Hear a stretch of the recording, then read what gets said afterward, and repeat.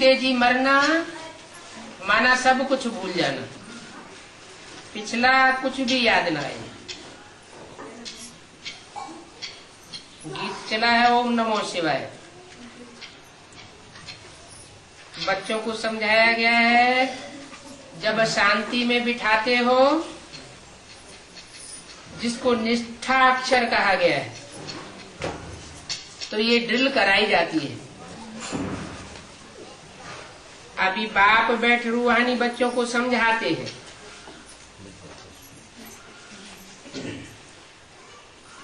निष्ठा करना, याद में स्पेशल बैठना, ये अलग बात है। और अभी जो बाप बैठ रूहानी बच्चों को समझाते हैं, वो एक अलग बात है। समझाते हैं कि जीते जी जो मरे हैं, कहते हैं कि हम जीते जी मर चुके हैं।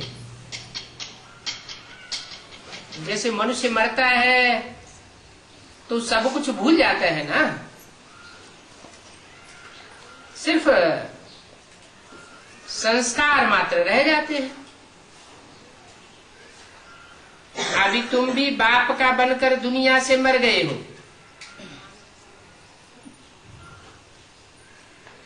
कौन सी दुनिया से मर गए हो?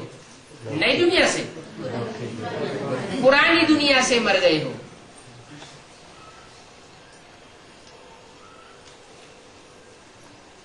बाप कहते हैं तुम्हारे में भक्ति के संस्कार थे, पुरानी दुनिया के जो भी संस्कार थे, 63 जन्मों की भक्ति के संस्कार थे। अब तुम बाप के बच्चे बन गए। तो जब बाप के बच्चे बने तो पुराने संस्कार तुम्हारे बदल जाने चाहिए। बदल रहे हैं। किनके बदल रहे हैं? जो जीते जी पुरानी दुनिया से मर चुके हैं। तुम मरते हो ना, मरने से मनुष्य पढ़ा हुआ सब कुछ भूल जाता है, फिर दूसरे जन्म में नए सिरे पढ़ना होता है। मृत्यु भी एक ऐसा जबरदस्त एक्सीडेंट है, जैसे कोई आदमी की अचानक एक्सीडेंट हो जाती है और वो पिछला सब कुछ भूल जाता है।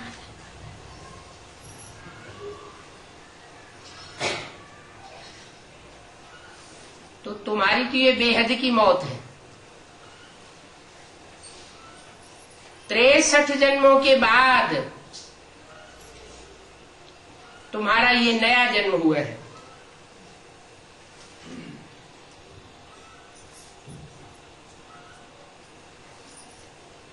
तो मरने से मनुष्य पढ़ा हुआ सब कुछ भूल जाता है, फिर दूसरे जन्म में नए सिरे पढ़ना होता है। बाप भी कहते हैं तुम जो कुछ पढ़े हुए हो भूल जाओ, क्योंकि तुम बाप के बने हो, पारलौकिक बाप के बने हो ना। मैं तुमको नई बातें सुनाता हूं। उस पुरानी दुनिया में तो पुराने मनुष्य गुरु होते हैं, पुराने ही वही शास्त्र चले आते हैं, पुरानी ही सारी बातें होती हैं। और मैं तो नई दुनिया के लिए तुम्हें सब कुछ नया सुनाता हूं। जो दुनिया में कोई नहीं सुनाते वो मैं सुनाता हूं।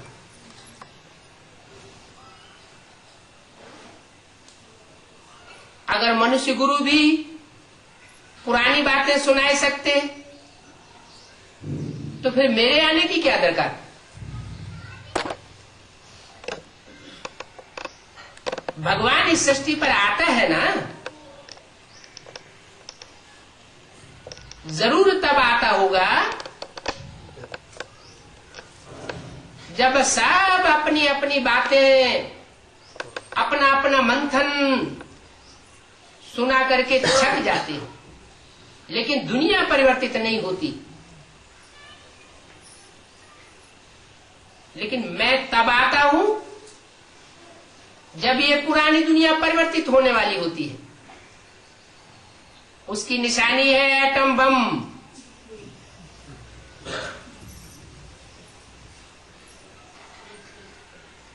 जो कार्य दुनिया में किसी ने नहीं किया, वह कार्य देव देव महादेव करते हैं। इसलिए उनके नाम के पीछे से लगाया जाता है हर हर बम बम। पूर्व जन्म के सारे ही पापों का हरण कर लेता है और पहले पहले ज्ञान के बम फोड़ता है, जिससे पुरानी दुनिया की सारी ही पुरानी भक्ति मार्ग की बातें खलास हो जाती है। जो मनुष्य गुरुओं ने झूठ सुनाया है वो सब खलास होने लगता है। तुमको नई बातें सुनाता हूं तो अब वेद शास्त्र ग्रंथ जप तप आदि ये सब बातें भूल जाओ। मैं ये सब कुछ करना सिखाता नहीं हूं।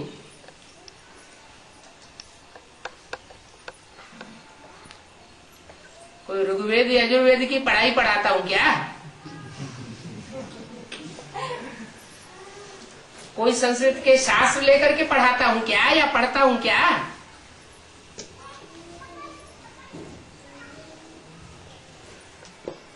माला हाथ में देकर नाम का जाप कराता हूं क्या?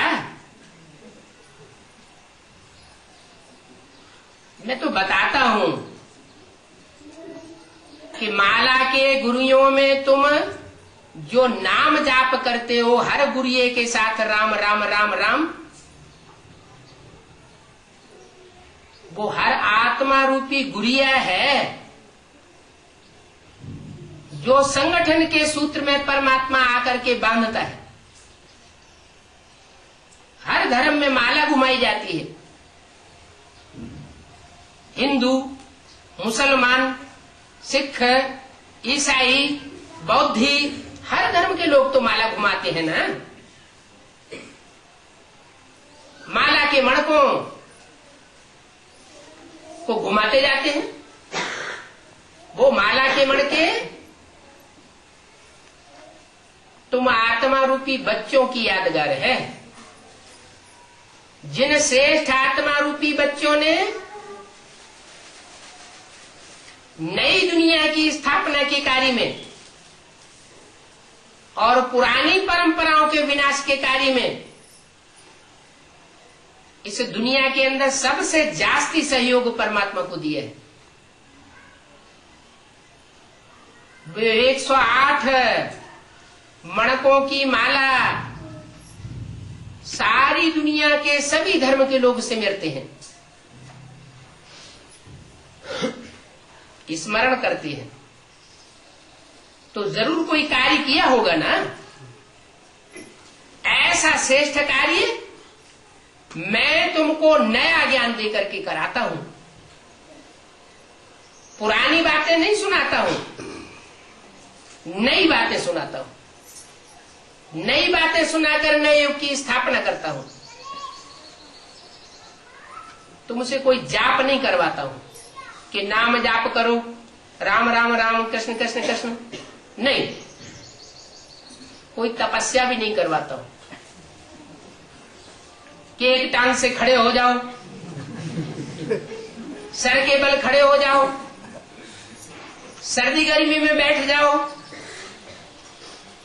ऐसी कोई तपस्या करना नहीं सिखाता हूं।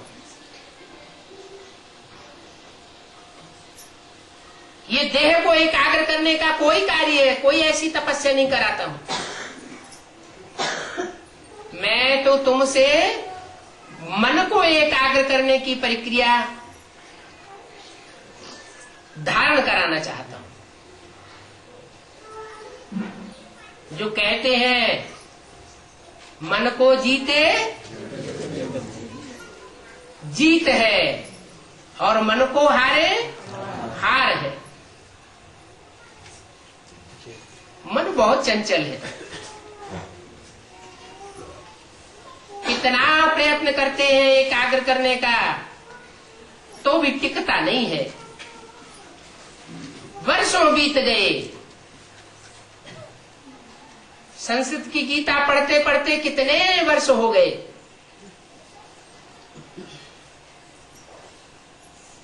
उस गीता में भी अर्जुन ने भगवान से पूछा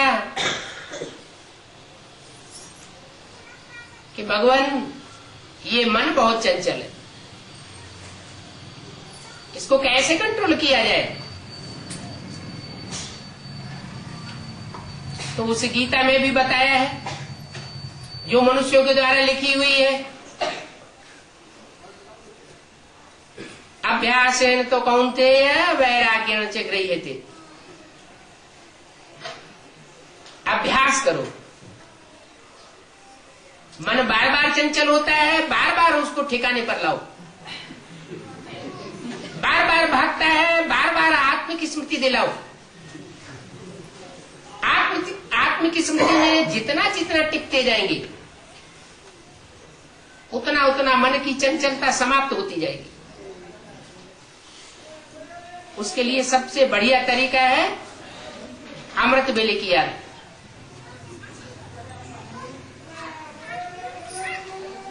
अमृत वेले उठते ही कोई दूसरा संकल्प ना आवे। मैं आत्मा ज्योति बिंदु सितारा 5, 10, 15 मिनट भी अगर ये प्रैक्टिस पक्की की दृढ़ता पूर्वक कि मैं स्टार आत्मा हूं, भ्रकुटी के मध्य में चमकता हुआ सितारा जिसकी यादगार मस्तक में टीका लगाते हैं। जरूर आत्मा यहां टिकी हुई है, बिंदी लगाते हैं, जरूर आत्मा बिंदी मिसल है। उस ज्योति बिंदु की रोशनी इन आंखों से निकल रही है। आत्मा शरीर छोड़ देती है तो ये आंखें बटन हो जाती है, आंखों की रोशनी गायब हो जाती है। तो ये तपस्या मैं तुमको सिखाता हूं। न जाप कराता हूं, न कोई शारीरिक तपस्या कराता हूं। ये मन को तपाने की तपस्या है। मन को एकाग्र करना, देह को भूलना, आत्म की स्थिति में स्थित रहना। लेकिन सिर्फ अभ्यास से भी नहीं होगा। अभ्यास के साथ साथ इस पुरानी दुनिया के पदार्थों, पुरानी दुनिया के जो भी मित्र संबंधी आदि हैं, उन सबसे वैराग आना चाहिए। क्योंकि अब अंतिम जन्म है, एटम बम बन चुके हैं, सबका अंतिम जन्म, सबकी वानप्रस्थ अवस्था है। ये दुनिया दिन दूनी रात चौगुनी बिगड़ती जा रही है, अति होती जा रही है, स्वभाव संस्कार टकराते जा रहे हैं।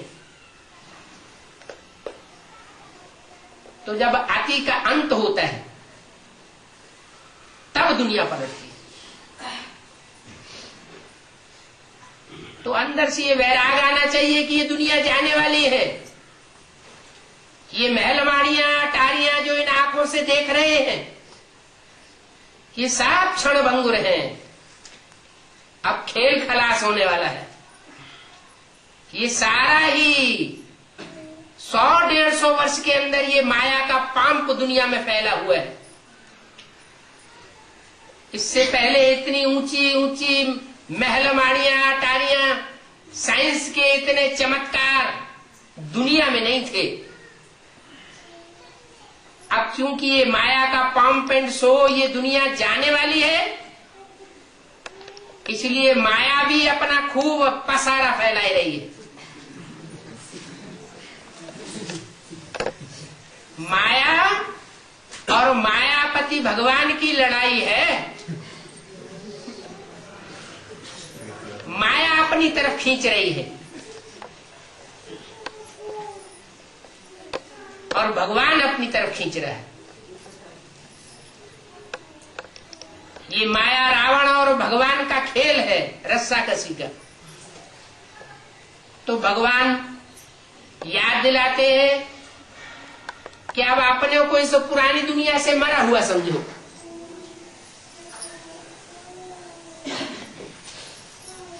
पुरानी दुनिया से मर जाएंगे तो परमात्मा की सुनाई हुई बातें बुद्धि में स्मृति में बनी रहेंगी। अगर इसी पुरानी दुनिया में बुद्धि को लगाए रखेंगे, उसी पुरानी दुनिया में जीते रहेंगे, तो मिट्टी का पात्र बन जाएगा। देह मिट्टी है, अपनी देह भी मिट्टी है और मित्र संबंधियों की देह भी मिट्टी का पुतला है। सुबह से शाम तक और शाम से लेकर रात भर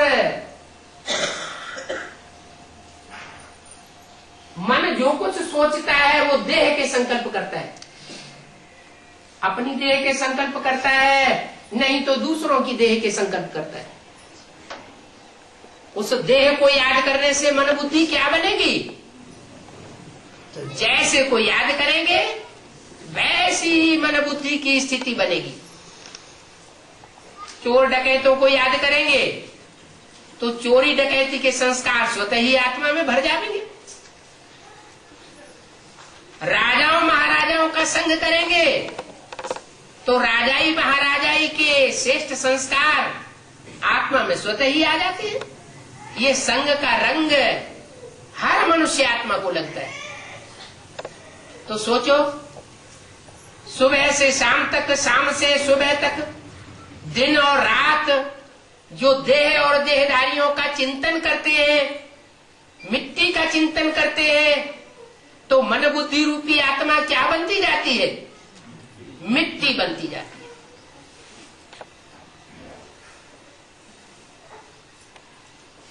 तो कहेंगे मिट्टी बनती जा रही है।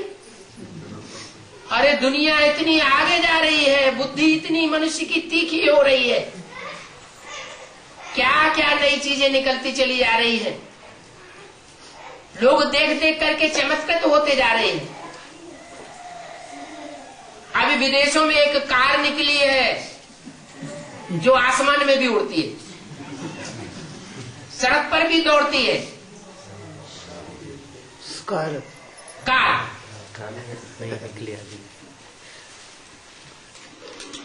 और हो सकता है ऐसी कार भी निकल पड़े जो समुद्र पर भी दौड़ने लगे।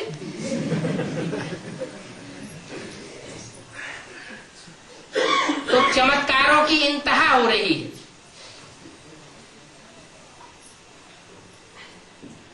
मनुष्य की बुद्धि समझा जाता है बहुत तीखी हो गई, लेकिन तीक्ष्ण बुद्धि होना एक अलग बात और सात्विक बुद्धि होना एक अलग बात।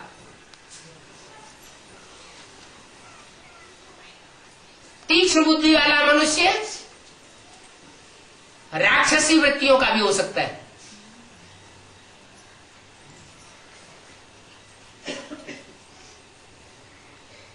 तो संसार की गति मनुष्यों के हिसाब से आसुरी दुनिया की तरफ जा रही है, तामसी बनती जा रही है। अभी भगवान बाप बता रहे हैं कि इन माया के पाम पेंड शो वाली दुनिया में अपनी बुद्धि को भरमाना नहीं।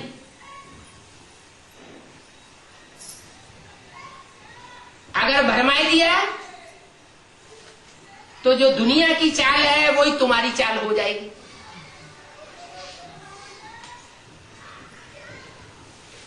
दुनिया के बड़े बड़े धर्म नेताएं, राजनेताएं,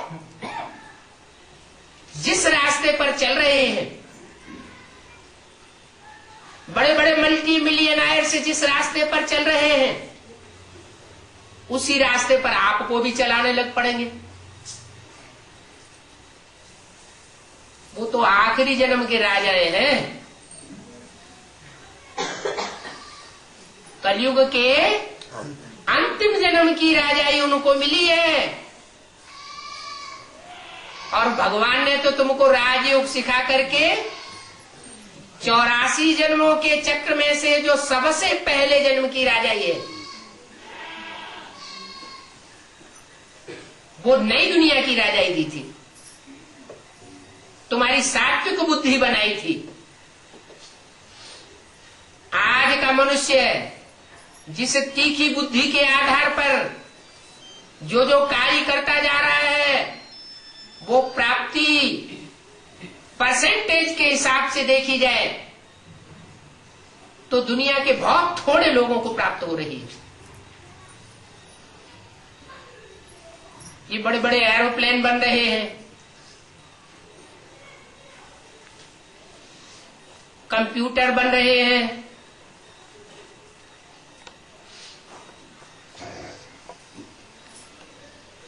और न जाने क्या क्या चीजें बन रही हैं। इन चीजों से दुनिया के कितने परसेंटेज लोग लाभ उठा पा रहे हैं? ना के बराबर। तो सात्विक बुद्धि हुई या तामसी बुद्धि हुई? तामसी बुद्धि हुई। दुनिया की हालत आज ऐसी हो गई है,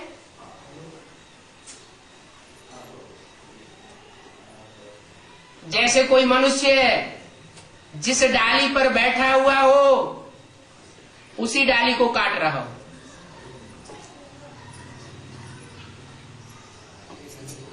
ईर्ष्या द्वेष भरी बुद्धि, ऐसी तामसी बुद्धि ऐसे भयानक अस्त्र शस्त्र तैयार कर चुकी है जिससे थोड़े ही समय में सारी दुनिया नष्ट हो सकती है। उसी दुनिया में रह रहे हैं और उसी दुनिया को नष्ट करने के लिए सामान तैयार कर रहे हैं। उस सामान से जनरल पब्लिक का क्या फायदा हो रहा है? फायदा हो रहा है कि भय बढ़ रहा है। भय जबरदस्त बढ़ता चला जा रहा है, पता नहीं कब क्या हो जाए। देखो अफगानिस्तान की लड़ाई छिड़ी तो दुनिया में कैसे कैसे भय के वाइब्रेशन फैल गए थे। इराक की लड़ाई छिड़ी, कैसा कैसा भयभीत बनाने वाला वातावरण दुनिया का बनने लगा। ये तो छोटा सा रूप दिखाया, अभी तो परमात्मा बाप का कार्य चल रहा है। तुम ब्राह्मण सो देवता बनने वाले बच्चों के बीच जो ब्रह्मा मुख की बातें सुन करके, ज्ञान सुन करके अपने जीवन में धारणा करते हैं और दूसरों को कराते हैं,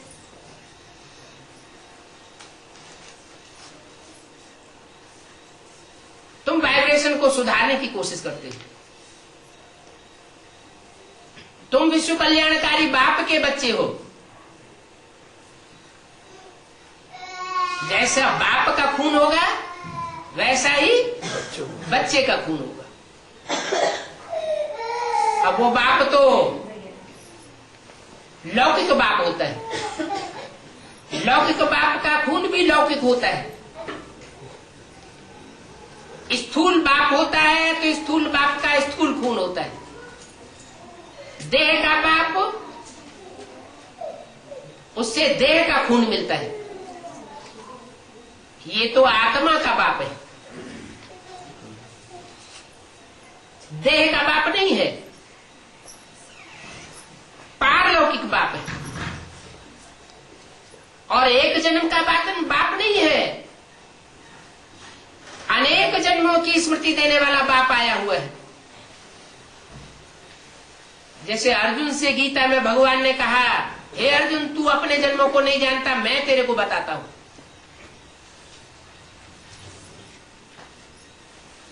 तो अनेक जन्मों की प्राप्ति कराने वाला बाप वो बता रहा है कि अब इस पुरानी दुनिया को भूलना बहुत जरूरी है। अगर सिर्फ अभ्यास करते रहेंगे और पुरानी दुनिया में बुद्धि भी रमाते रहेंगे तो जो प्राप्ति होनी चाहिए वो प्राप्ति नहीं हो सकेगी, क्योंकि अधूरा पुरुषार्थ हुआ। तो अब ये वेद शास्त्र ग्रंथ जप तप ये सब बातें भूलो जो मनुष्य गुरुओं की सिखाई हुई है। इसलिए कहा है हियर नो इविल, ये इविल बातें भूल जाओ। इन शास्त्रों को पढ़ करके ही जर्मनी के विद्वानों ने ऐसी बुद्धि चलाई कि आग्नेय अस्त्र तैयार कर लिए। महाभारत में ये बात आई है कि यादवों के पेट से मूसल निकले आग्नेय अस्त्र के रूप में। उन बातों को पढ़ करके उनकी बुद्धि दौड़ने लगी। और जर्मनी के उस समय दो हिस्से थे, एक पूर्वी हिस्सा जो रशिया की तरफ था नास्तिकवादियों की ओर, उन्होंने बुद्धि चला के एटॉमिक एनर्जी तैयार कर दी। दुनिया की भयंकर से भयंकर शस्त्र सामग्री। बाप कहते हैं ये शंकर का कार्य हो रहा है। क्या? मेरे 3 बच्चे हैं पहलौटी के, ब्रह्मा विष्णु और शंकर। मैं इस सृष्टि पर जब आता हूं तो अकेला नहीं आता हूं, इन 3 मूर्तियों के साथ संसार में प्रत्यक्ष होता हूं। उन 3 मूर्तियों में सबसे बड़ा बच्चा कौन? ब्रह्मादेव, विष्णुदेव, देवदेव, महादेव। वो पहला बच्चा है। देवताओं में भी बड़ा है। उस बड़े बच्चे को बड़ा काम सौंपा हुआ है। क्या बड़ा काम? इब्राहिम आए, इस्लाम धर्म स्थापन कर दिया। पुराना धर्म जो चला आ रहा था और उसमें जो पुरानी परंपराएं पड़ गई थी उनका विनाश नहीं किया। महात्मा बुद्ध आए, उन्होंने बौद्ध धर्म स्थापन कर दिया, बौद्ध धर्म की धारणा स्थापन कर दी।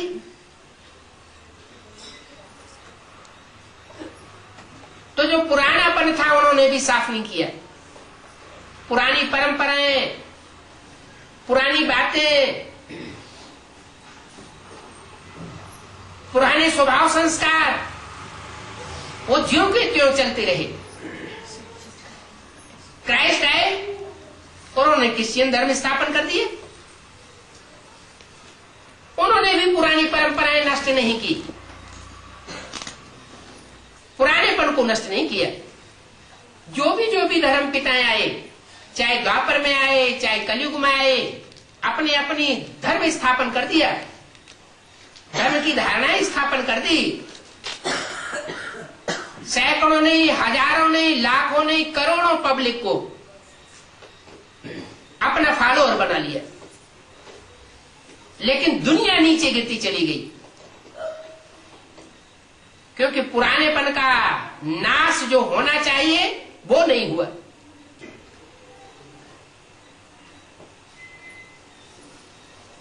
जैसे कोई घड़े में विष रखा हुआ हो और उसमें कोई दूध उड़ेलता जाए, तो एक बार दूध उड़ेल दे, दूसरी बार दूध उड़ेल दे, तो क्या वो दूध बन जाएगा? है? दूध नहीं बन सकता। तो ऐसे ही जो पुराने पुराने धर्म, पुरानी पुरानी मान्यताएं, पुरानी पुरानी धारणाएं, उनका नाश नहीं किया, उनकी सफाई नहीं की, मनुष्य के स्वभाव संस्कार बिगड़ते चले गए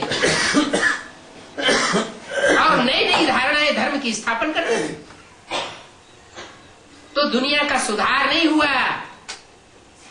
सिर्फ इस सृष्ट रूपी मकान का टाइम टू टाइम और स्थान स्थान पर रिपेयरिंग कर दी।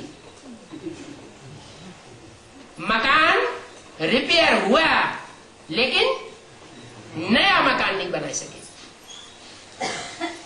परमात्मा बाप कहते हैं कि जो काम दुनिया के कोई भी धर्म पिताएं, महात्माएं, संत पुरुष, बड़े बड़े धर्म नेताएं, बड़े बड़े राजनेताएं, बड़े बड़े राजाएं महाराजाएं हिस्ट्री के नहीं करवा सके, वह कार्य मैं अपने बड़े बच्चे से कराता हूं। क्या कार्य? पुरानी दुनिया का विनाश, पुरानी परंपराओं का विनाश, पुराने ज्ञान का विनाश, या कहो अंधकार का विनाश। जो भी मनुष्य गुरुओं के द्वारा सिखाया गया है वो सब तामसी बातें सिखाई गई।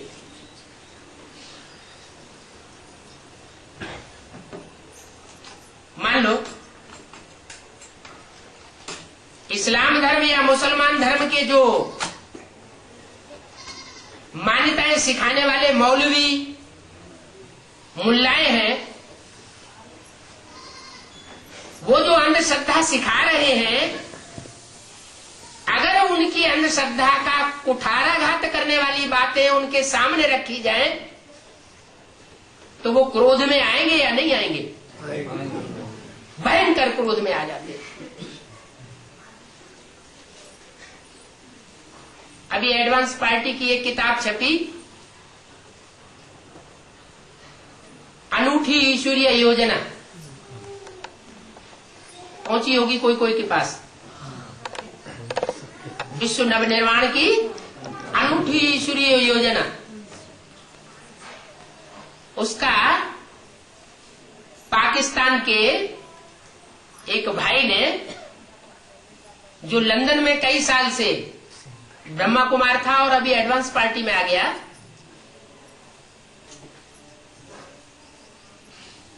विदेश विश्व में से निकला हुआ पहला ब्रह्मा कुमार, उसने उर्दू में उस किताब का तर्जुमा कर दिया, उर्दू अनुवाद कर दिया और वो दिल्ली के एक बड़े ऑफिस में टाइप करने के लिए दे दिया। उसने ले लिया, पैसे भी ले, क्योंकि स्टैंडर्ड ऑफिस में काम करने के लिए दिया। वहां कोई मौलवी साहब घुस पड़े, उन्होंने किताब पढ़ ली और उन्होंने अपनी टीका टिप्पणी करके उसकी बुद्धि को घुमा दिया। पैसे भी वापस और किताब भी वापस।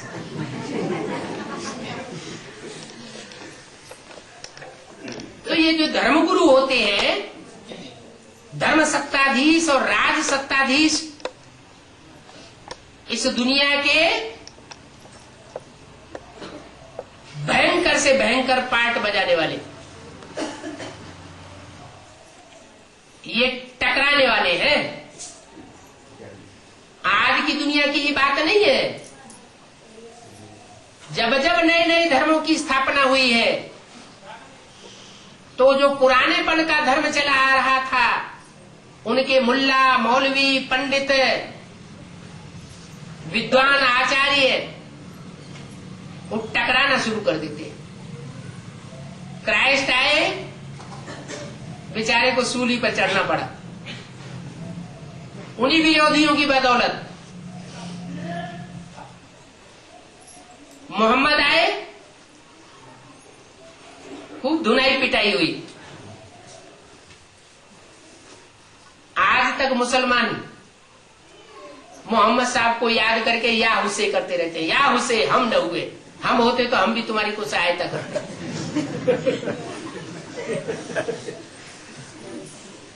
गुरु नानक को देश देशांतर की खाक छाननी पड़ी। महात्मा बुद्ध को भारत देश से निकाला मिल गया और विदेशों में जाके खाक छाननी पड़ी, अपने धर्म की स्थापना करनी पड़ी।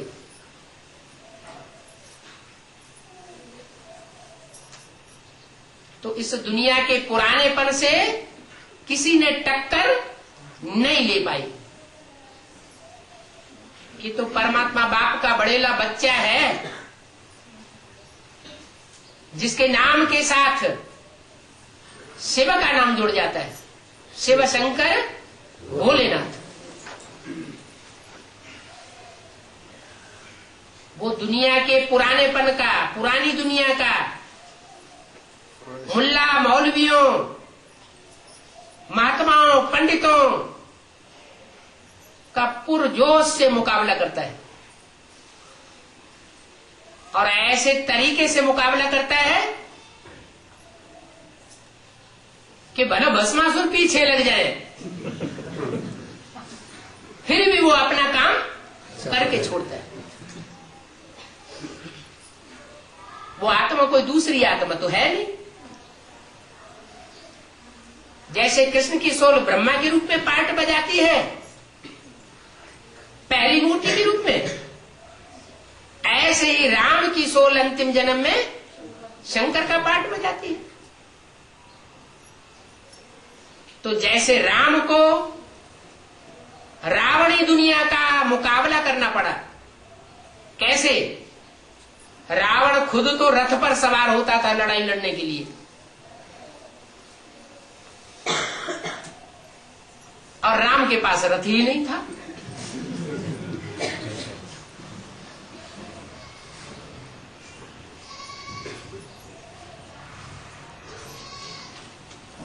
वो खुद महलवाड़ियों अटारियों में रहता था। कौन? रावण। और उन्होंने कहां रहकर के युद्ध किया? कांटों के जंगल में रहकर के युद्ध किया। रावण को कौन मिल गए लड़ाई लड़ने के लिए? मनुष्य मिल गए। थोड़ा मन बुद्धि लगा करके कार्य करने वाले को मनुष्य कहा जाता है।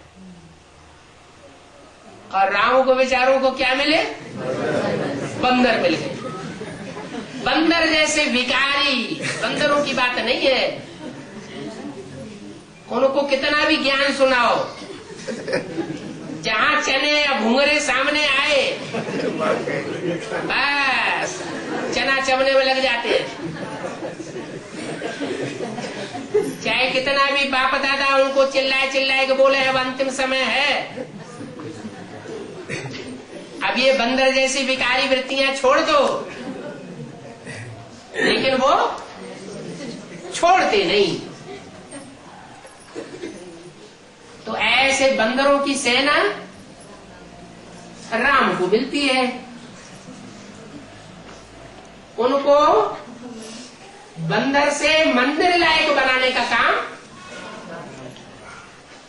करना ही पड़ता है।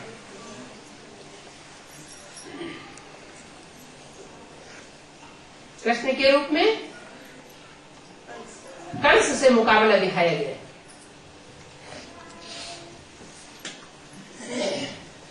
ब्रह्मा की सोल उर्फ कृष्ण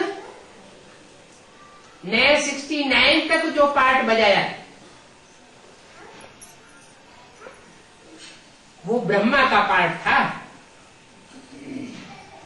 कृष्ण के रूप का पार्ट नहीं था।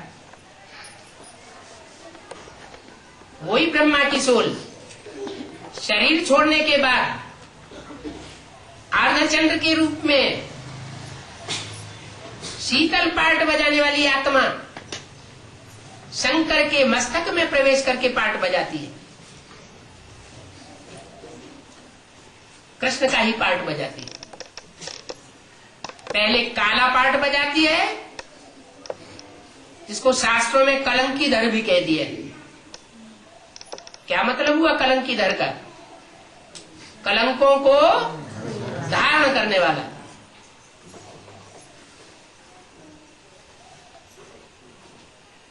इसलिए उनके नाम का आधा हिस्सा श्याम कहा जाता है और आधा हिस्सा लास्ट का सुंदर कहा जाता है। माना एक ही व्यक्तित्व, एक ही पर्सनालिटी, जिसमें कृष्ण की सोल प्रवेश करके पार्ट बजाती है, वो पहले काला पार्ट बजाती है, श्याम पार्ट बजाती है और बाद में सुंदर पार्ट बजाती है। इतना भयंकर काला और इतना सुंदर दुनिया का कोई भी धर्म पिता ऐसा पार्ट नहीं बजाता। काले से काला और गोरे से गोरा। नहीं तो एक व्यक्ति के दो अपोजिट नाम कैसे हो गए? या तो श्याम होगा एक व्यक्ति, या तो सुंदर होगा, या तो नर राक्षस होगा, या तो नारायण जैसा होगा। शास्त्रों में भी नारायण की कोई भी ग्लानि कहीं भी नहीं लिखी हुई है। सब देवताओं की ग्लानि लिखी हुई है, भगवान की भी ग्लानि लिखी हुई है, लेकिन नारायण इतना सुंदर दिखाया जाता है जिसकी कोई ग्लानि नहीं। कहते भी हे कृष्ण नारायण वासुदेव। इसका मतलब हुआ कि जो कृष्ण था बचपन में, वही बड़ा होने के बाद, पढ़ाई पूरी होने के बाद, परीक्षा संपन्न होने के बाद नर से नारायण बन जाता है। तो वही श्याम और वही सुंदर बन करके संसार में प्रत्यक्ष होता है।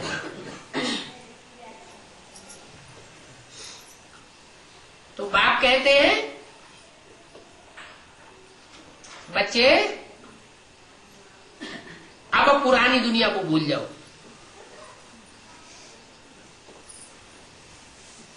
दुनिया न जीती देखो। क्या ये जो इन आंखों से दुनिया देख रहे हो, जो कुछ भी इन आंखों से देख रहे हो, वो सब रहने वाला नहीं है, सब खलास होने वाला है। और तीसरे नेत्र से जो बाप तुमको दिखाई रहा है, त्रिनेत्री कहते हैं ना। शिव के तीसरे नेत्र को क्या कहते हैं? शिव नेत्र कहते हैं ना। तो वो शिव आत्मा के रूप में तीसरा नेत्र बन करके महादेव में प्रवेश करके वो सारा ज्ञान सुनाए रहा है, जिस ज्ञान से तुम नई दुनिया में जाने वाले हो।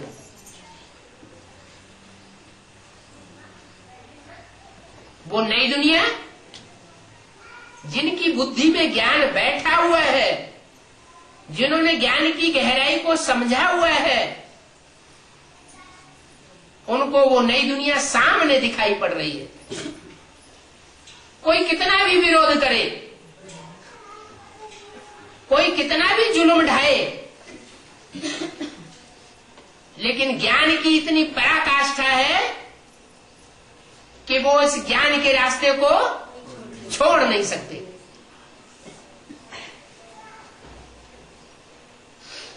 देखने वाले दंग रह जाते हैं, पता नहीं इनको कौन सा गुरु मिला हुआ है। अरे गुरु तो वो मिला हुआ है जिसको सदगुरु कहा जाता है। सिख लोग कहते हैं एक सदगुरु अकाल मूर्त। जब एक ही सदगुरु है तो बाकी गुरु क्या हो गए? एक है सतगुरु, सतगुरु। सच्चा गुरु, तो बाकी सब झूठे गुरु हो जाते हैं। तो जहां सदगुरु आकर के पढ़ाई पढ़ा रहा होगा, उसकी पढ़ाई तो बहुत मजबूत बनाने वाली होगी ना। कोई ढुलमुल स्टूडेंट थोड़े ही तैयार करेगा, वो तो पूरी पढ़ाई पढ़ने वाले स्टूडेंट तैयार करता है। सदगुरु है और सत शिक्षक है, वो सुप्रीम टीचर भी है। ऐसा टीचर है जिसको दुनिया में कोई पढ़ाई नहीं पढ़ा सकता। सुप्रीम टीचर शिव को कोई पढ़ाई पढ़ा सकता है क्या? वो तो जन्म मरण के चक्र से न्यारा है, अकर्ता भोक्ता कहा जाता है। उसको तो पढ़ाई पढ़ने की दरकार भी नहीं। वो सिर्फ आकर के पढ़ाई पढ़ाता है।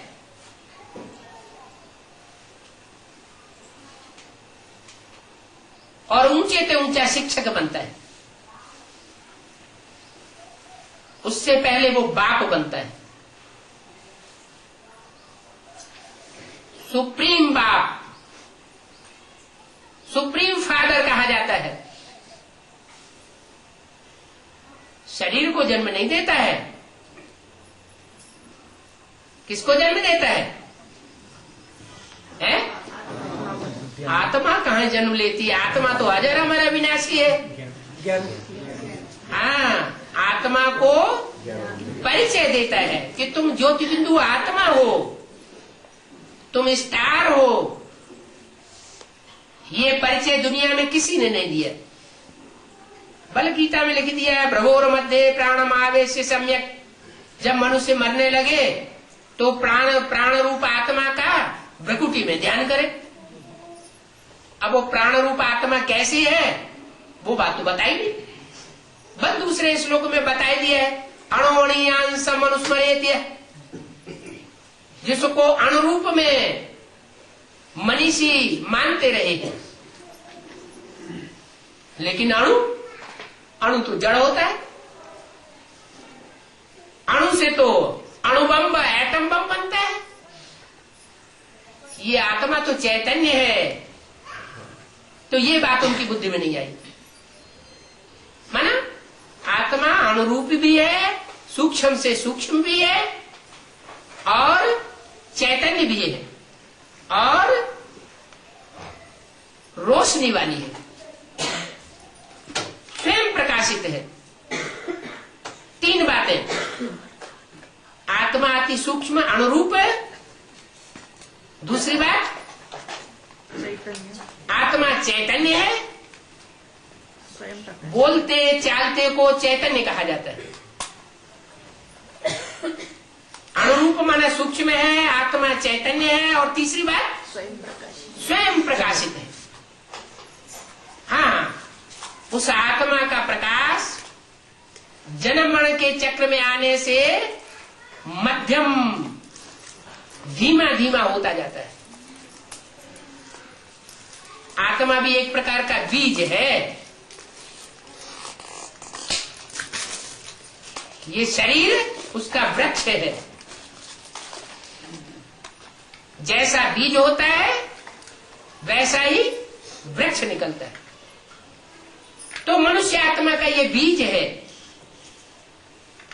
ये बीज 84 जन्म लेते लेते लेते लेते कमजोर हो जाता है। दुनिया का कोई भी बीज इसी तरह का होता है। आज तो नई नई तकनीकें निकल रही हैं, बीजों का परिष्करण करते हैं, पुराने बीज को नया बनाते हैं। बाप कहते हैं वो बीज तो विनाशी है और तुम आत्मा रूपी बीज अविनाशी हो। ये अविनाशी आत्मा रूपी बीज, इसकी मैं पहचान देता हूं। तुमको पहचान मिलती है कि मैं आत्मा ज्योति बिंदु लेकिन ये तो सामान्य पहचान हुई बेसिक नॉलेज की, जो ब्रह्मा के द्वारा, ब्रह्म माने बड़ी और मां माने बड़ी मां के द्वारा, जो सृष्टि की बड़ी से बड़ी मां है, उसके द्वारा ये बेसिक नॉलेज दी गई है कि मैं आत्मा ज्योति बिंदु हूं। ये ऊंची पढ़ाई की बात नहीं है। ऊंची पढ़ाई पढ़ाने के लिए फिर भी परमात्मा सुप्रीम सोल को कोई दूसरे तन में प्रवेश करना पड़ता है। पहले कृष्ण के चोले में प्रवेश किया तो दादा लेखराज के द्वारा जो ज्ञान सुनाया वो ब्रह्मा के द्वारा सुनाया हुआ ज्ञान हुआ, माता की पढ़ाई हुई। अब माता हमेशा थोड़े ही ऊंची क्लास तक पढ़ाई पढ़ाती है।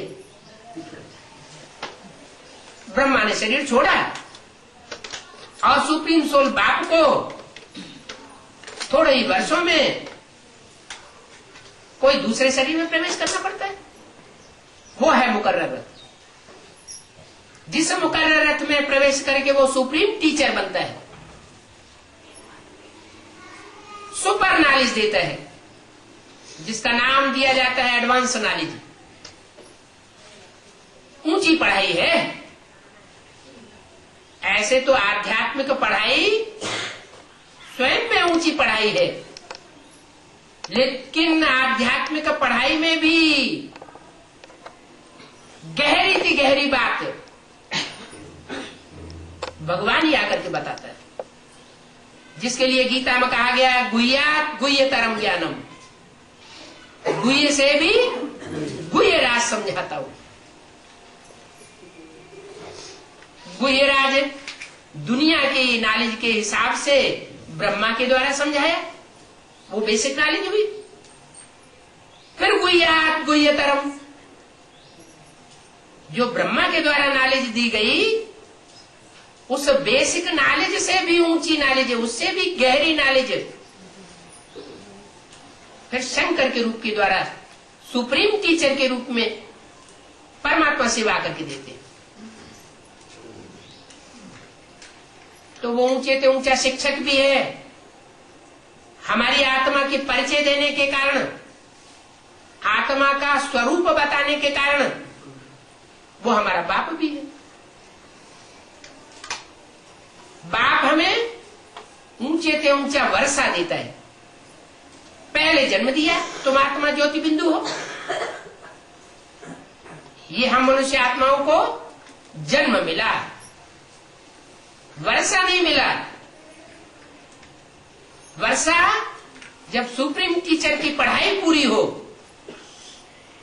तब वर्षा मिलता है। तो अभी सुप्रीम टीचर ने सारी नॉलेज दे दी। अभी जो जितना मनन चिंतन मंथन करे, जो जितना उस एडवांस नॉलेज को प्रैक्टिकल जीवन में धारण करे और कराए, क्योंकि ये प्रयोगात्मक ज्ञान है, ये कोई थ्योरी नहीं है।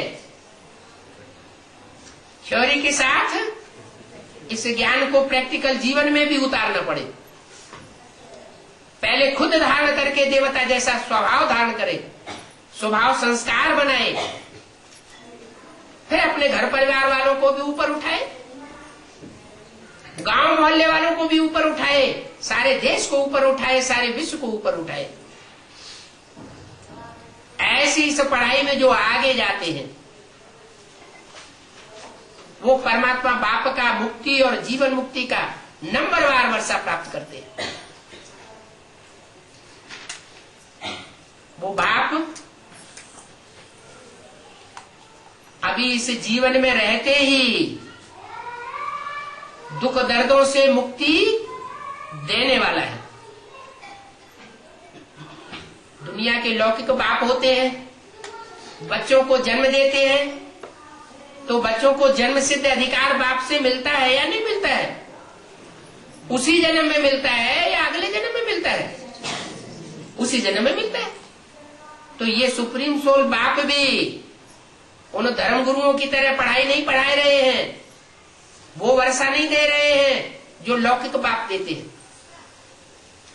वो तो 10, 20 हजार, 50 हजार, लाख, 2 लाख, करोड़, 2 करोड़ का वर्षा दे देंगे। ये सुप्रीम सोल बाप जन्म जन्मांतर की सुख शांति का वर्षा देने आए हैं। राजयोग की पढ़ाई पढ़ा करके जन्म जन्मांतर का राजा बनाने आए हैं। वो इंजीनियरिंग के कॉलेज होते हैं, इंजीनियर आकर के पढ़ाई पढ़ाते हैं, इंजीनियर बन जाते हैं। कॉलेज में पढ़ के डॉक्टर बन जाते हैं, मास्टर बन जाते हैं, वकील बन जाते हैं। एक जन्म पढ़ाई पढ़ी और फिर खलास। ये बाप तो ऐसी पढ़ाई पढ़ाते हैं जो दुनिया में आज तक किसी ने नहीं पढ़ाई। उस पढ़ाई का नाम है राजयोग। राजयोग की पढ़ाई पढ़ा करके राजा का वर्षा देते हैं जन्म जन्मांतर का। अब कोई अच्छे से अच्छी पढ़ाई पढ़ के जन्म जन्मांतर का राजा बनता रहे, महाराजा बनता रहे।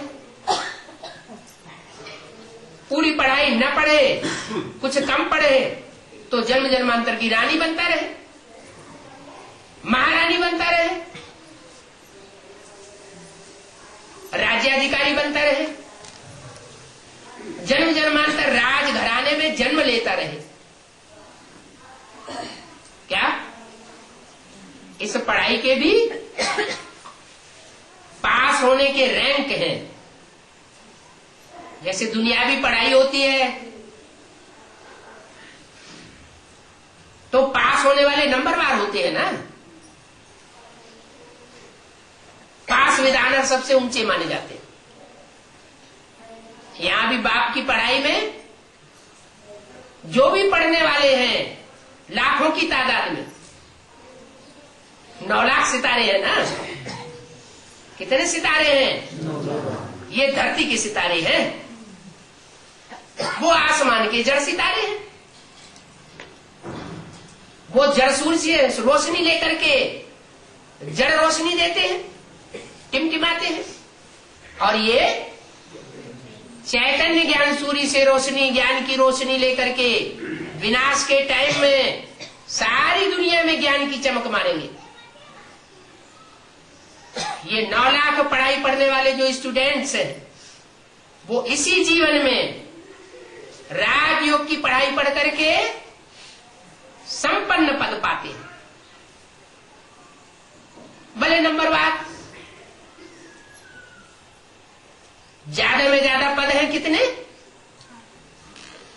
16,000। 16,000 ज्यादा में ज्यादा पास होने वाले, और कम से कम श्रेष्ठ पास, श्रेष्ठ से श्रेष्ठ पास होने वाले हैं 8। वो 8 और 9 आज भी जब कोई अनुष्ठान किया जाता है, शादी की जाती है, यज्ञोपवीत किया जाता है, तो 8 और 9 ग्रह के रूप में आज भी उनकी पूजा होती है। तो वो है ऊंचे से ऊंचा पद। फिर है 108 जो माला हर धर्म में घुमाई जाती है, वो फर्स्ट क्लास पास होने वाली। 108 श्रेष्ठ आत्माएं, अनेक जन्मों की राजाई प्राप्त करने वाले। उसके बाद 1000 जो गाए हुए हैं, ब्रह्मा की 1000 भुजाएं। भुजा माने मददगार, परमात्मा के कार्य में विशेष मददगार बनते हैं। उसके बाद 16,108 जो भल राजा ही प्राप्त नहीं करते, लेकिन जन्म जन्मांतर राजघराने में आने की क्वालिटी मिल जाती है उनको। तो ऐसी अच्छी पढ़ाई, ऐसा अच्छा सुप्रीम टीचर, ऐसा अच्छा बाप, ऊंचे ते ऊंचा बाप, ऊंचे ते ऊंचा वर्षा देने वाला, ऐसी प्राप्ति का कौन छोड़ देगा? कोई मूर्ख होगा जो ऐसे बाप की ऐसी पढ़ाई को छोड़ दे। अच्छा, ओम शांति। बाप के घर में जाकर के आत्मा बच्चा पैदा नहीं हुआ है, है? ठीक है। तो जिन्होंने भट्ठी नहीं की है, जब तक भट्ठी न करे तब तक यज्ञ सेवा में पैसे न दें, क्या सहयोग देने की तब तक मनाही, क्या तन का भी सहयोग नहीं, धन का भी नहीं, मन का दे सकते हैं। ठीक है। हम आपके साथ साथ और संग संग रहने वाली आत्माओं की निशानी क्या होगी? जो स्वभाव संस्कार बाप का होगा वो बच्चों का होगा, है? कृष्ण के साथ जिनके जन्म होंगे, कृष्ण का जो स्वभाव संस्कार होगा वो बच्चों का होगा। राम वाली आत्मा के साथ जिनके जन्म जन्मांतर रहे होंगे, उनके संग के रंग से स्वभाव संस्कार वैसे ही बने। ये इसमें क्या नई बात है? इस्लामियों के साथ जिन्होंने जन्म लिए होंगे, उनके स्वभाव संस्कार इस्लामियों की तरह होंगे। बौद्धियों के साथ जिन्होंने जन्म लिए होंगे, उनके स्वभाव संस्कार बौद्धियों की तरह होंगे। ये क्या नई बात है? हाँ जी। एक माता आए थे गैप से, हाँ। बाहर गाँव से, हाँ। और वो कह रही थी कि विष्णु का एक पार्ट चालू हो गया। विष्णु का पार्ट चालू, वो तो अव्यक्तवाणी में बाबा ने बता दिया। अफ्रीका, हाँ। अफ्रीका के लिए तो क्या अफ्रीका वालों ने वो सर्विस शुरू कर दी है? हाँ। तो सही में क्या बात है, उनको समझ में नहीं आया। वो माता ने पूरा बात नहीं बताई। क्यों नहीं समझ में आ रहा है? पूरा बताया ना। अभी अव्यक्तवाणी में बाबा ने बोला है कि नहीं? पिछली अव्यक्तवाणी में बाबा ने कहा न्यू वर्ल्ड की सौगात तुम बच्चों को बाप दादा दे रहे हैं। और न्यू वर्ल्ड में जाते आते हो।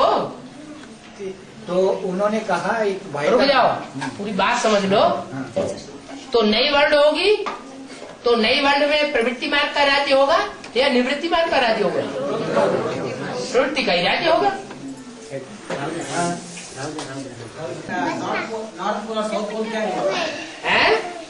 दक्षिण ध्रुव, उत्तर ध्रुव क्या है? जहाँ बर्फ के पहाड़ जमे हुए हों, बेहद में, बहुत ऊंची स्टेज में। शंकर जी कहाँ रहते हैं? लौकिक में तो वो पहाड़ जो है ना बर्फ के, वो भी पहाड़ माने ऊंची स्टेज नहीं, वो भी भूभाग की तरफ बढ़ रहे हैं ना। ऊंची स्टेज। अहमदनगर के फिर किस स्टेज में आ जाएगा? अहमदनगर में ऊंची से ऊंची स्टेज वाले भी, नीचे से नीचे स्टेज वाले भी हैं। वो तो हर शहर में होते हैं। ये क्या नहीं बात है? अहमदनगर में क्या मतलब सब अहमद शाह अब्दाली के कुल के होंगे क्या?